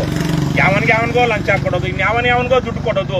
ಮತ್ತೆ ಇವತ್ತು ಸರ್ಕಾರ ಇಂಥ ಹೋರಾಟಗಾರರ ಕಾರಣಕ್ಕಾಗಿ ಕುಂಡಿ ಮೇಲೆ ಒದ್ದು ಕಿತ್ಕೊಂಡಿದೆ. ಇವಾಗ ನೀವು ಇಷ್ಟೋ ದಿವಸ ಇದಕ್ಕೆ ಹಾಕಿರುವಂತ ಶ್ರಮ, ದುಡ್ಡು ಬಿರಿ ಏನೋ ದುಡ್ಡು ಮಾಡ್ಬೋದು, ಶ್ರಮ ನ್ಯಾಯವಾಗಿತ್ತಾ? ಅದಕ್ಕೇನೆ ಇವತ್ತಾಗಿದೆ. ಮುಂದಕ್ಕಾರು ಮಾನ ಮರ್ಯಾದೆಯಿಂದ ಬದುಕ್ರಪ್ಪ. ಆ ರವಿ ಅನ್ನುವಂಥ ವ್ಯಕ್ತಿಗೆ ನಾನು ಕೈ ಮುದ್ದು ಕೇಳ್ಕೊಳ್ತಾ ಇದ್ದೀನಿ, ಇಂಥ ಅಕ್ರಮಗಳನ್ನ ಮಾಡಿ ಬದುಕಬೇಡಿ. ನಿಮಗೆ ನಿಮ್ಮ ಕುಟುಂಬಕ್ಕೆ ಒಳ್ಳೇದಾಗಲ್ಲ. ನೂರಾರು ಸಾವಿರಾರು ಕೋಟಿ ಕೊಟ್ಟಿರೋರು, ಸಂಪಾದನೆ ಮಾಡಿರೋರು, ಒಬ್ಬ ಜೈಲಲ್ಲಿ ಇರಬೇಕಾಗಿತ್ತು, ಒಬ್ಬ ರಾಜ್ಯದ ಮಂತ್ರಿ ಆಗಿದ್ದವನು ಏನೇನೋ ಮಾಡ್ಕೊಂಡು ಆಚೆ ಇದ್ದ. ಇವತ್ತು ಅವ್ನು ಬದುಕಿದಾನೋ ಸತ್ತಿದಾನೋ ಅಂತ ಜನಕ್ಕೆ ಗೊತ್ತಾಗ್ತಾ ಇಲ್ಲ. ಒಂದ್ ಕಡೆ ಕುಮಾರಸ್ವಾಮಿ ಅವರು ಏನೇನೋ ಅಂತಾರೆ, ಇನ್ನೊಂದ್ ಕಡೆ ಇವರೇನೇನೋ ಅಂತಾರೆ. ಹೇಳ್ತೀನಿ, ಡಿ ಸುಧಾಕರ್ ಅಂತ ಪಾಪ ಅವ್ರು ಬದುಕಲಿ ಅಂತ ನಾನು ಆಶಿಸ್ತೀನಿ. ಆ ಡಿ ಸುಧಾಕರ್ ಅಲ್ವಾ, ಚಳ್ಳಕೆರೆ ಮಾಜಿ ಚಳ್ಳಕೆರೆ ಎಮ್ಎಲ್ಎ, ಈಗ ಹೈಯೂರ್ನವರು ಮಂತ್ರಿ ಆಗಿದ್ದಾರೆ. ಅವರು ಮಾಡಿರುವಂತ ಕೆಲವೊಂದು ಅಕ್ರಮಗಳ ಕಾರಣಕ್ಕಾಗಿ ಸಿಬಿಐ ತನಿಖೆಗೆ ಒಳಪಡಿಸಲಾಗಿತ್ತು. ಸಿಬಿಐಯಿಂದ ತಪ್ಪಿಸ್ಕೊಳ್ಳೋದಕ್ಕೆ ಬಿಜೆಪಿಗೆ ಹೋಗಿ ಆಪರೇಷನ್ ಕಮಲ ಅಲ್ಲ ಆಪರೇಷನ್ ಮಲ ಆಗಿ ಬಿಜೆಪಿ ಹೋಗಿ ಮಂತ್ರಿ ಆಗಿದ್ದ ಬಚಾವಾದಂತ ವ್ಯಕ್ತಿ ಇವತ್ತು ಯಾವ್ಯಾವುದೋ ಕಾರಣಕ್ಕಾಗಿ ಯಾವ್ಯಾವನೋ ಧರ್ಮಾಧಿಕಾರಿನೋ ದುಷ್ಟಾಧಿಕಾರಿನೋ ಹಿಡ್ಕೊಂಡು ಮಿನಿಸ್ಟರ್ ಆಗಿ ಇವತ್ತು ಅಕ್ರಮಗಳು ಮಾಡ್ತಾ ಇದ್ದಂತಹ ಒಬ್ಬ ನಿರುಪಯುಕ್ತ ಭ್ರಷ್ಟ ಮಂತ್ರಿ ಇವತ್ತು ಹಾಸ್ಪಿಟಲ್ ಅಲ್ಲಿ ಇದ್ದಾರೆ. ಈ ತರ ನೂರಾರು ನಮ್ಮ ಮುಂದೆ ಅವ್ರ ಮಕ್ಕಳು, ಮೊಮ್ಮಕ್ಕಳು, ಅಳಿಯಂದ್ರು, ಸೊಸೆಯರು ಮಾಡಿದಂತಹ ಅಕ್ರಮ ಪಾಪಗಳನ್ನ ತಡೆಯಲಾರದೆ ಅದು ಕುಮ್ಮಕ್ಕೆ ಕೊಟ್ಟಿರುವಂತವ್ರು ಇವತ್ತು ನರಳಿ ನಮ್ಮ ರಾಜ್ಯದಲ್ಲಿ ಇವತ್ತು ತಲೆ ಎತ್ತಿ ಓಡಾಡಲಾಗದಂತ ಸ್ಥಿತಿಗೆ ತಂದುಕೊಂಡಿದ್ದಾರೆ. ಅದನ್ನ ನೋಡಿದೀವಿ. ತಾವು ಮಾಡಿದ ಕರ್ಮಗಳಿಗೆ ತಮ್ಮ ಮಕ್ಕಳ ಸಾವಿನ ಮೂಲಕ ಒಂದಷ್ಟು ಪಶ್ಚಾತ್ತಾಪ ಪ್ರಾಯಶ್ಚಿತ್ತ ಅನುಭವಿಸಿರುವಂತಹ ರಾಜಕಾರಣಿಗಳನ್ನು ನಾವು ನೋಡ್ತಾ ಇದ್ದೀವಿ. ಹಾಗಾಗಿ ಸ್ವಲ್ಪ ಮಾನ ಮರ್ಯಾದೆಯಿಂದ ಬದುಕಿ, ಪ್ರಾಮಾಣಿಕವಾಗಿ ದುಡ್ಡು ಮಾಡಿ, ಒಳ್ಳೆ ರೀತಿಯಲ್ಲಿ ದುಡ್ಡು ಮಾಡಿ, ಒಳ್ಳೇದಕ್ಕೆ ಖರ್ಚು ಮಾಡಿ, ಒಳ್ಳೇದಾಗ್ಲಿ ನಿಮಗೆ ಅಂತ ನಾನು ಈ ಸಂದರ್ಭದಲ್ಲಿ ಅಕ್ರಮಗಳು ಮಾಡ್ತಿರುವಂತ ಎಲ್ಲ ಭೂಮಾಫಿಯಾದವರಿಗೆ ಕೇಳ್ಕೊಳ್ತಾ, ಕರ್ನಾಟಕದ ಭೂಗಳ್ರೆ ಸಾಕು. ಇವಾಗ ಹೊಸದಾಗಿ ಬೇರೆ ರಾಜ್ಯಗಳಿಂದ ಭೂಗಳ್ರು ಬಂದ್ಬಿಟ್ಟಿದ್ದಾರೆ. ನಿನ್ನೆ ನಾವು ಹೋಗಿದ್ವಿ. ಎಷ್ಟೋ 40 ವರ್ಷಗಳಿಂದನೇ ಕನ್ವರ್ಷನ್ ಆಗಿರೋದಕ್ಕೆ ಇಲ್ಲಿ ಇದರಲ್ಲಿ ಸಹಕಾರ ನಗರ ಇದೇ ಕೃಷ್ಣ ಬೈರೇಗೌಡ ಸಹಕಾರ ನಗರ ಕ್ಲಬ್ನ ಪ್ರೆಸಿಡೆಂಟ್ ಆಗಿದ್ದಾಗ ಆ ಕ್ಲಬ್ಗೆ ಆ ಜಾಗ ಕೇಳಿರ್ತಾರೆ. ಇವತ್ತು ಅದೇ ಜಾಗವನ್ನ ಡೆವಲಪ್ ಆಗಿ ಏನು ಬೆಂಗಳೂರು ಹೃದಯ ಭಾಗದಲ್ಲಿ ಇರುವಂತದ್ದನ್ನ ಬೇರೆ ಯಾವನೋ ನಾರ್ತ್ ಇಂಡಿಯಾದವನು ಇವತ್ತು ನಂದು ಅಂತೇಳಿ ಮೂರೇ ದಿವಸಕ್ಕೆ ರೆಸಿಡೆನ್ಷಿಯಲ್ ಕನ್ವರ್ಷನ್ ಮಾಡಿಕೊಟ್ಟಿದ್ದಾನೆ ಬೆಂಗಳೂರು ನಗರ ಜಿಲ್ಲಾಧಿಕಾರಿ. 3 ದಿವಸಕ್ಕೆ ಯಾರಿಗಾದ್ರೂ ಆಗುತ್ತೆ ನಾನು 3 ದಿವಸಕ್ಕೆ 3 ದಿವಸದಲ್ಲಿ ಅಪ್ಲೈ ಮಾಡಿದ 3 ದಿವಸಕ್ಕೆ ಜಗದೀಶ್ ಅನ್ನುವಂತ ಬೆಂಗಳೂರು ನಗರ ಜಿಲ್ಲಾಧಿಕಾರಿ ಆತನಲ್ಲದ ಭೂಮಿಗೆ ಯಾರೋ ನಾರ್ತ್ ಇಂಡಿಯನ್ಗೆ ಅವ್ರಿಗೆ ಕನ್ವರ್ಷನ್ ಮಾಡಿದ್ದಾರೆ. ಈ ತರಕ್ಕೆಲ್ಲ ಮೋಸಗಳು ಮಾಡಿ ಬದುಕ್ತಾ ಇದ್ದಾರೆ. ಇವೆಲ್ಲ ನಿಲ್ಲಿಸಿ, ಹೊರ ರಾಜ್ಯಗಳಿಂದ ಈ ತರ ಭೂಮಾಫಿಯಾದವ್ರು ಬರ್ತಾ ಇದ್ದಾರೆ ನಮ್ಮ ರಾಜ್ಯದವ್ರ ಜೊತೆಗೆ. ಇವೆಲ್ಲ ಸರಿಯಲ್ಲ. ರಾಜ್ಯದ ಜನ ಇವತ್ತಿಗೂ ಮಾನ ಮರ್ಯಾದೆ ಧೈರ್ಯದಿಂದ ಬದುಕ್ತಾ ಇದ್ದಾರೆ. ದಯವಿಟ್ಟು ಇದನ್ನ ನಿಲ್ಲಿಸಿ ಉಳ್ಕೊಳ್ಳಿ. ಇಲ್ಲ ಅಂದ್ರೆ ಜನರ ರೋಷ ರಟ್ಟೆಗೆ ಬಂದಾಗ ನೀವ್ಯಾರು ಉಳಿಯೋದಿಲ್ಲ ಅಂತ ಎಚ್ಚರಿಸ್ತಾ, ಕರ್ನಾಟಕ ರಾಷ್ಟ್ರ ಸಮಿತಿ ಪಕ್ಷಕ್ಕೆ, KRS ಪಾರ್ಟಿಗೆ, ಭ್ರಷ್ಟರೇ